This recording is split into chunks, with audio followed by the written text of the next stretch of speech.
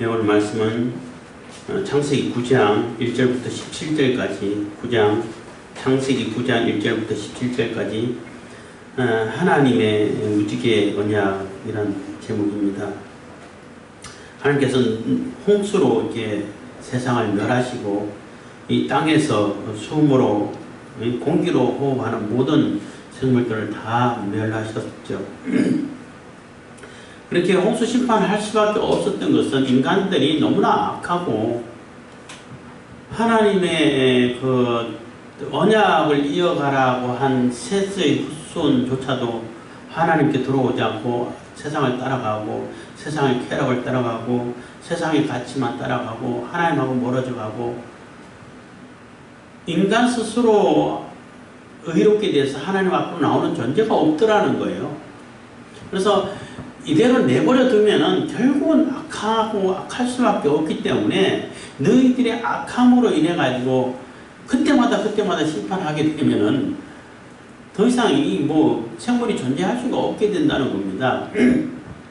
그래서 노아 홍수 이후에 그래서 지구 리셋 해가지고 새롭게 시작하는 이 시대는 새로운 방식으로 운영을 해가겠다는 거죠. 하나님의 언약을 이어가겠다는 것인데 하나님께서 이게 노아와 가족과 또 모든 생물과 다 적용되는 그전에는 언약하면은 주로 노아와 아브라함과 하나님 당사자 이렇게 되는데 노아와 그 가족과 또 모든 생물들까지 다 포함해서 언약을 세우는데 무지개를 징표로 해서 내가 언약을 세워서 하나님이 기억해서 하나님이 지키시겠다는 거예요. 사람들이 지킬 수 있나요? 못 지키죠. 사람도 못 지키고 다른 생물들도 다 못 지켜요. 못 지키지만은 하나님께서 언약을 세워놓고 그 언약을 하나님께서 기억해서 지켜가겠다는 겁니다. 물론 이제 무지개를 징표로 했죠. 그래서 그 얘기는 무슨 얘기냐면 인간 스스로는 도저히 이게 워낙 전적인 부패된 인간이다 보니까 회복될 수 있는 가능성이 없다는 거예요. 구원의 반석으로 올라올 수 있는 다시 복락을 할 수 있는 에덴을 찾을 수 있는 가능성 자체가 제로라는 거예요. 없다는 거예요. 그렇기 때문에 하나님께서 은혜를 베푸셔가지고 하나님의 방법대로 인간에게 맡기지 않고 하나님께서 전적으로 주도해가지고 그 언약을 이루어가겠다 하는 그러한 내용이라고 보시면 됩니다. 그리고 무지개 언약인데 무지개가 하나님의 언약의 징표로 물론 무지개가 이제 비가 온 후에 구름에 물방울에 그 빛이 통과할 때 물방울이 동글동글 하잖아요. 동글동글 하다 보니까 이 빛 파장이 이 반사되는 것이 다 달라. 그러다 보니까 여러 곳으로 하다 보니까 흰색이 여러 색이 복합되어 가지고 있는데 그 7색깔 무지개가 딱 나타나는데 되게 아름답죠. 무지개 하면은 제가 군대에 있을 때 그 쌍무지개 보고 아직도 기억이 생생한데 카메라가 있었으면 정말 찍어놨으면 좋겠다 할 정도로 보통 쌍무지개가 뜨면은 하나는 선명한데 하나는 희미하잖아요. 그렇게 쌍이 뜨는데 그때는 그 군 부대에 우리가 후반 교육 받을 때인데 강 바로 옆에 부대가 있었어요.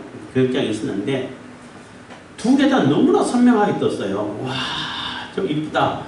저거 사진 찍었으면 좋겠다 했는데 카메라가 없지. 군대에 있어가지고. 그때는 카메라도 갖고 있고 요즘은 핸드폰마다 다 카메라가 있어가지고 쉽게 찍을 수 있는데 그만큼 예쁜데 하여튼 그 아름답고 예쁘고 하나님의 언약된 그 무지개를 동성애자들이 써요. 자기들이 깃발로 쓴다고. 근데 그대로 다 쓰기는 민망했던지 6을 좋아해서 그런지 몰라도 색깔 하나를 뺐어. 그래서 6색깔 무지개는 동성애 사람들 표시로 깃발로 쓰고 있어요. 근데 참 못됐죠. 하나님을 모욕하는 거예요. 사실은 그게. 하나님의 언약을 무위로 시키고 하찮은 것으로 여기고 하나님의 창조 시설을 파괴하면서 그걸 가져다 쓴다는 것은 하나님을 모욕하는 거예요. 그 얘기는 그만하고 그래서 9장부터는 이제 새롭게 시작되고 새로 조성된 그 환경, 질서 가운데서 어떻게 살아가야 할 것인지를 설명해주고 살아가는 동안 너희들이 살아가는 동안 하나님이 내가 그 무지개를 보고 언약을 기억하겠다는 거예요. 너희들이 보고 너희들이 기억하고 너희들이 그 언약 잘 지켜 이게가 아니고 그건 불가능하니까 하나님이 무지개가 너희들이 무지개 볼 때마다 하나님 내가 그 언약을 기억하겠다라는 그러한 언약을 해주고 있는 거죠. 굉장히 우리 인간 입장에서는 굉장히 은혜롭죠. 은혜 그 자체죠. 우리가 하지 못하는 것을 하나님께서 이루어주시겠다고 하니까. 1절입니다. 9장 1절. 하나님이 노아와 그 아들들에게 복을 주시며 그들에게 이르시되 생육하고 번성하여 땅에 충만하라 해서 하나님이 노아와 그 아들들에게 복을 주셨는데 창조하시고 인간을 아담을 지으시고 하와를 지으시고 그때 복을 주시면서 그 명령한 문화명령이라 해야 되나요? 그거하고 비슷한데 한 가지가 빠져 있어요. 복을 주시면 그들에게 이르시되 생육하고 번성하고 땅에 충만한 것까지는 맞는데 땅을 정복하라 하지는 않았어요. 그때는 땅을 정복하라고 그랬거든요. 땅을 정복하라고 한 얘기는 잘 관리하라는 얘기예요. 근데 이제 그 얘기는 빠져 있고 너희들이 뭐 관리해봐야 악한 존재밖에 안 되고 파괴만 할 거니까 정복하라는 얘기는 뺐습니다. 그리고 땅의 모든 짐승과 공중의 모든 새와 땅에 기는 모든 것과 바다의 모든 고기가 너희를 두려워하며 너희를 무서워하리니 이들은 너희의 손에 붙이었음이라. 그래서 그 정복하라고 한 명령을 뺀 이유 중에 또 하나가 모든 생물들, 동물들은 너희들을 무서워할 거라는 얘기예요. 하나님께서 두려움을 그들에게 일반 동물들에게 생물들에게 심어넣어 준 거죠. 그 얘기는 인간들을 보호하겠다는 거예요. 죄가 만연하고 이제는 환경도 완전히 열악한 환경으로 바뀌어버리고 했기 때문에 이 생존 세계가 아주 치열해질 거란 말이에요.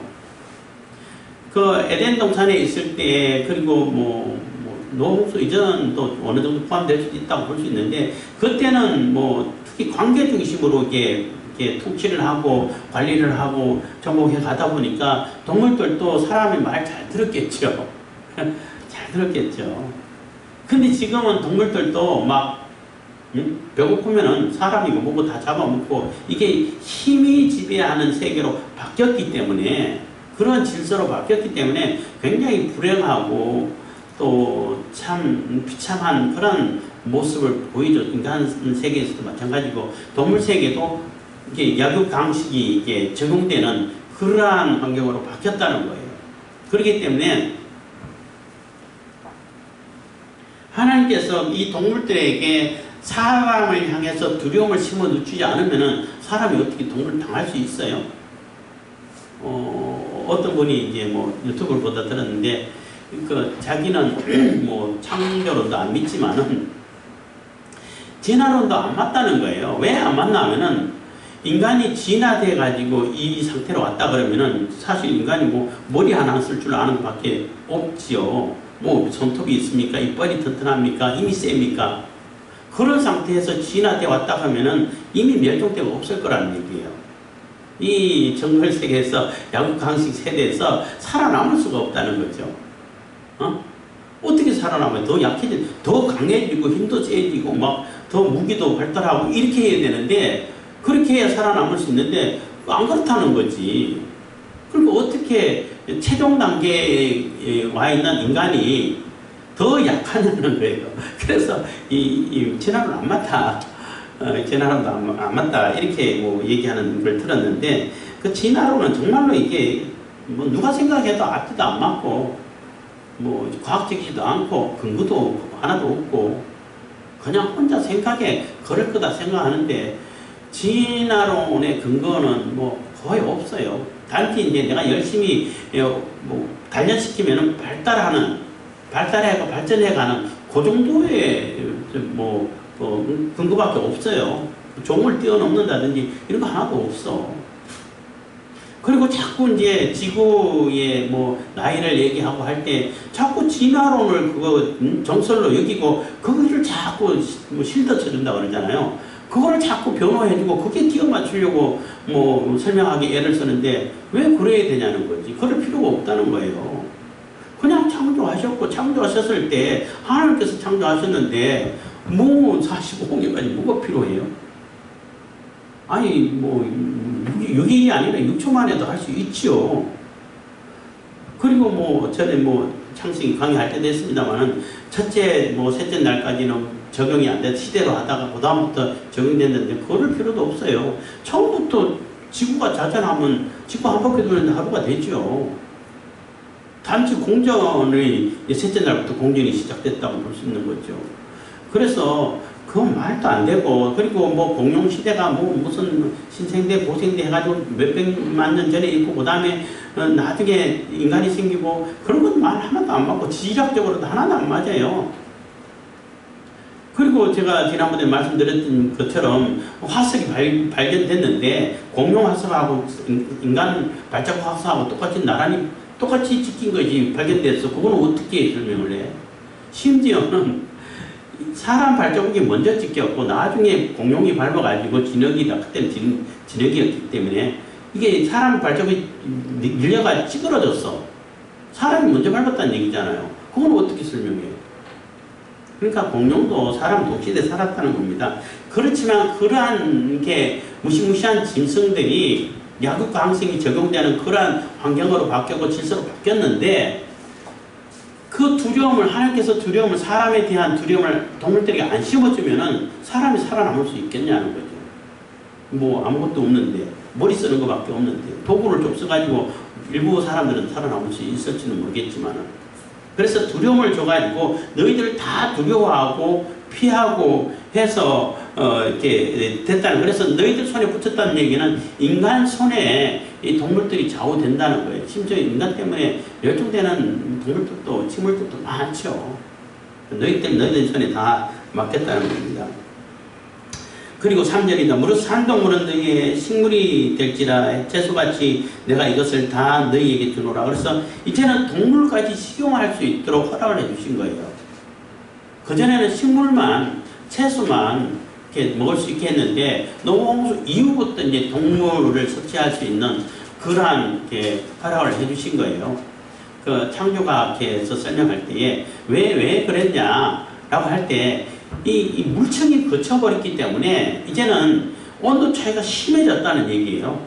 뭐 극지방에는 뭐 완전히 얼어붙고 또 적도지방에는 완전히 뭐 탈 정도고 이러다 보니까 이 온도 차이가 심하다 보니까 이 바람 세기도 어마어마하게 생기고 뭐 태풍도 뭐 일어나고 뭐 토네이도도 생기고 이럴 수밖에 없잖아요. 그런데 이 더울 때는 모르겠는데 추위에 대해서는 이게 지방질이 없으면 못 견딘다는 거예요. 뭐 저 몽골에서 뭐 어떤 공부하고 지냈던 그 어떤 유튜버가 있는데 그분이 하는 얘기가 몽골에 있을 때는 이게 뭐 양의 기름이라든지 기름을 한 그릇씩 마셔야 된대요. 동물 기름을. 안 그러면 추워서 못 견딘대요.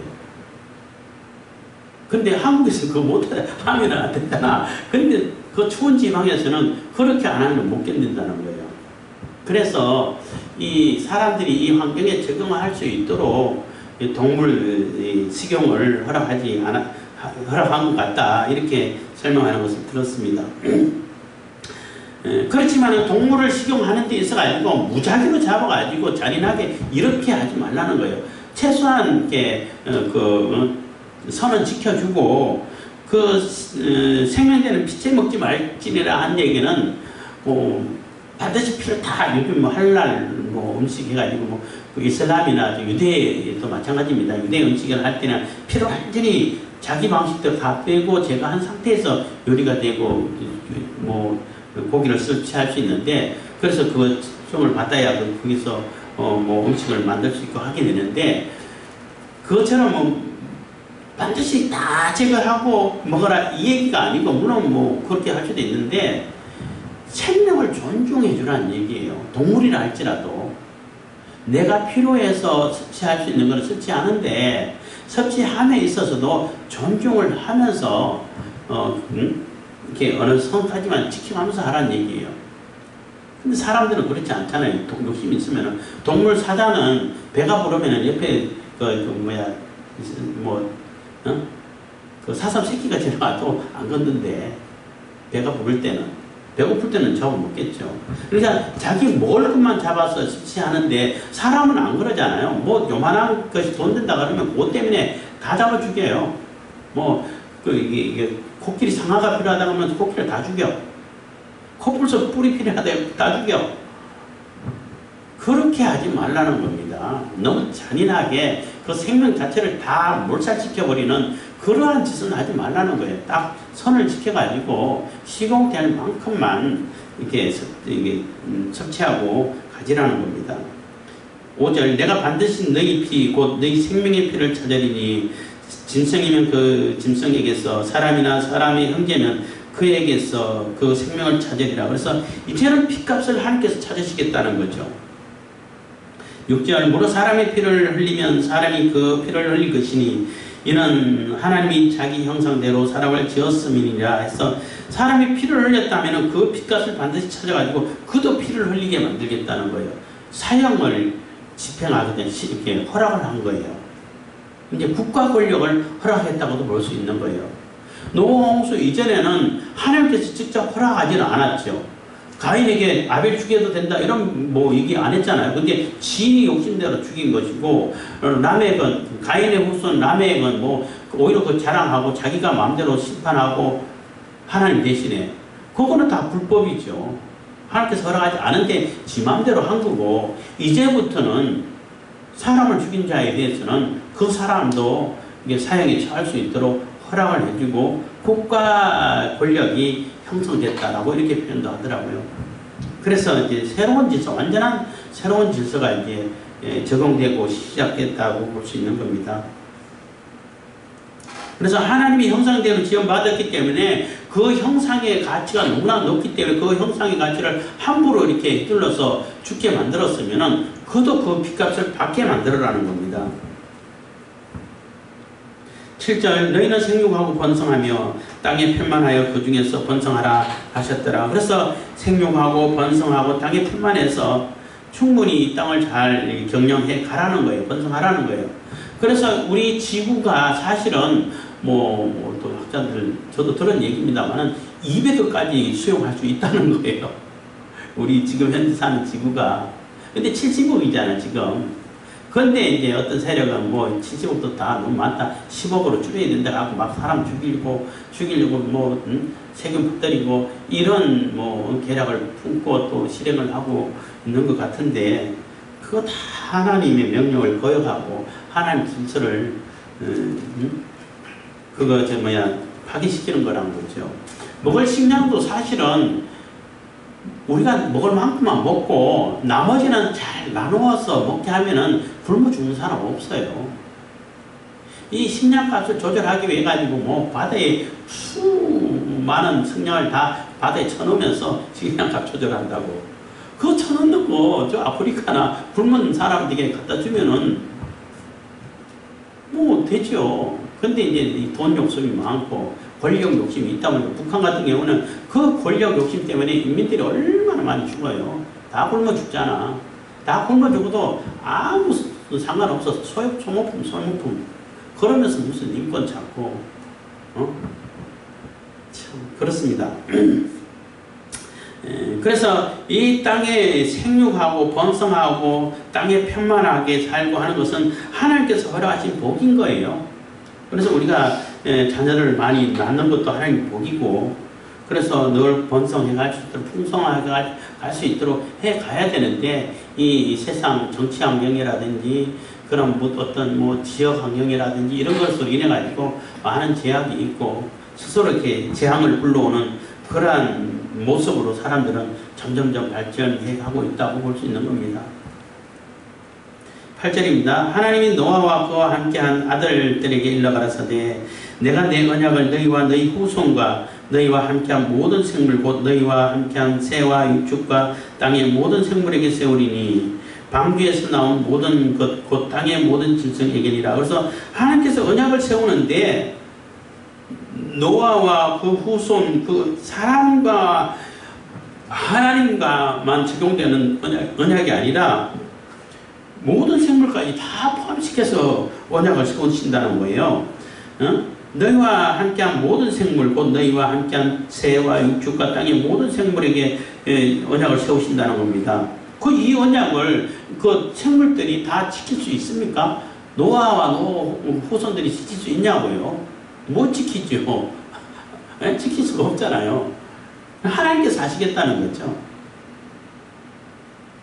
그래서 방주에 나온 모든 것 곧 땅의 모든 짐승에게니라. 11절 내가 너희와 언약을 세우리니 다시는 모든 생물을 홍수로 멸하지 아니할 것이라. 땅을 침몰할 홍수가 다시 있지 아니하리라. 그래서 이제는 다시는 모든 생물을 다 죽여버리는, 멸절시켜버리는 그런 홍수는 이제 내지 않겠다는 거예요.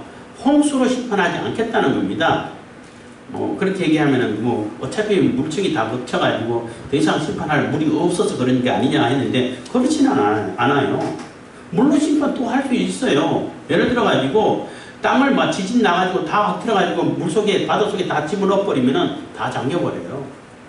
땅의 그 골짜기가 나와 있는 산의 높이보다 더 깊은 데가 있기 때문에 그걸 다 땅을 이렇게 퍼가지고 물 밑으로 다 집어넣으면 물이 잠겨버려요. 그렇게 하나님께서 왜 못하시겠어요? 할 수 있어요. 근데 그렇게는 안 하시겠다는 겁니다. 다시는 홍수로 멸하지 않겠다는 얘기는 심판하지 않겠다는 얘기가 아니라 홍수로 심판하지 않겠다는 얘기인 거예요. 홍수로 심판 안 하시면은 불로 심판하시겠죠. 그래서 불로 심판하시는 거예요. 12절 하나님이 가라사대 내가 나와 너희와 및 너희와 함께하는 모든 생물 사이에 영세까지 세우는 언약의 증거는 이것이라. 그래서 내가 모든 생물 가운데 영세까지라는 얘기는 이 세상 끝날까지라는 얘기가 되는 거죠. 영원이라고 하기보다는 이 세대가 끝나는 이 지구의 역사가 끝나는 날까지 언약을 세워서 홍수가, 그러니까 부분적으로 홍수는 날 수 있지만은 이 모든 지구 전체가 홍수로 멸망되는 그러한 심판은 행하지 않겠다는 것입니다. 13절 내가 내 무지개를 구름 속에 두었나니 이것이 나의 세상과의 언약의 증거니라. 그래서 그 언약을 맺어가지고 하나님께서 그 언약을 충실히 실행해가겠다고 하는 그 증표로 무지개를 보여줬다는 거예요. 무지개를 걸쳐줬다는 겁니다. 그래서 무지개에는 활처럼 이렇게 걸쳐져 있잖아요. 그래서 활이라는 뜻도 있다고 그래요. 그래서 14절 내가 구름으로 땅을 덮을 때에 무지개가 구름 속에 무지개가 딱 나타나면은 우리 입장에서는 하나님께서 그 언약을 지키시는구나, 언약을 실행해 가시는구나, 하나님께서 은혜를 베푸시는구나, 이걸 기억하면 되겠고, 15절 내가 나와 너희와 및 혈기 있는 모든 생물 사이에 내 언약을 기억하리니 다시는 우리 모든 혈기 있는 자를 멸하는 홍수가 되지 아니할지라 해서 그 무지개가 나타나면 하나님께서 그 무지개를 보시고 하나님께서 맺으신 그 언약을 스스로 지키시겠다는 거예요. 하나님 지키시겠다는 겁니다. 16절 무지개가 구름 사이에 있으리니 내가 보고 나 하나님과 땅의 무릇 혈기 있는 모든 생물 사이에 된 영원한 언약을 기억하리라. 그래서 하나님께서 우리 인간과 모든 생물에게 언약하신 그 언약을 기억해서 은혜를 베푸시고 또 인간의 구원의 길을 열어주셔서 인간이 구원받을 수 있도록 낙원을 회복할 수 있는 길을 열어주실 수 있도록 주님께서 실행을 하시겠다는 겁니다. 그리고 여기서 말하는 무지개는 예수님을 상징하기도 합니다. 17절 하나님이 노아에게 또 이르시되 내가 나와 땅에 있는 모든 생물 사이에 세운 언약의 증거가 이것이라 하셨더라. 그래서 무지개를 세워주셔서 그 무지개를 볼 때마다 하나님의 언약을 기억하라고, 하나님께서 반드시 그 언약을 실행해가고 이끌어 가실 것이다 라고 그 언약을 늘 기억해서 하나님의 은혜를 입어서 살아가라는 얘기예요. 인간 스스로 이게 정화되고 거룩해지는 것은 불가능한 것이기 때문에, 그래서 노홍수 이전에 기다려줬지만은, 인내하고 기다리셨지만은 실패했잖아요. 인간들이 스스로 실패하고 스스로 부패하고 다 부패한 길로 갔는데, 이제는 인간에게 맡겨놓지 않고 그 언약을, 무지개 언약을 하나님께서 스스로 기억해서 스스로 이끌어 가시겠다는 거예요. 인간에게 안 맡기고. 그래서 무지개를 주신 것처럼 예수 그리스도를 보내셔가지고 이제 영원한 길을 열어주신 것이 되는 겁니다. 그래서 하나님께서는 이제는 은혜로서 언약을 실천해가고 인간에게 구원의 길을 열어주시겠다고 약속해 가고 있는 것이고, 새롭게 그 조성된 그러한 질서 안에서는 환경은 노홍수 이전부터 열악하게 바뀌었지만은 이제는 새로운 삶을 살아갈 수 있고 새로운 희망, 새로운 은혜의 시대를 살아갈 수 있는 길이 열렸다는 거예요. 그래서 완전히 새롭게 시작돼 가고 있다는 것입니다. 기도하겠습니다. 사랑해 주신 감사합니다. 이 시간에도 은혜와 복을 베푸신